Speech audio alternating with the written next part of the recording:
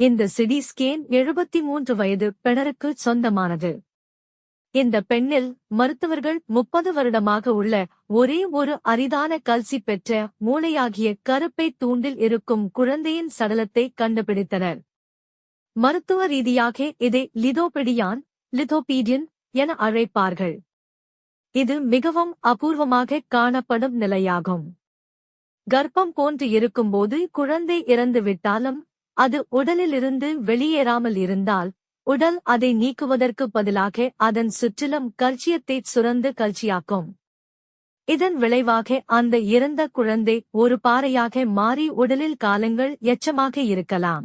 இது பெரும்பாலும் கருப்பை வளர்ச்சி 2ஆம் தவணையில் செகண்ட் ட்ரைமெஸ்டர் குழந்தை இறக்கும்போது உடல் அந்த மரணத்தை உணராமல் குழந்தையை வெளியேற்றாமல் விட்டுவிடும் நிலையில் ஏற்படுகிறது.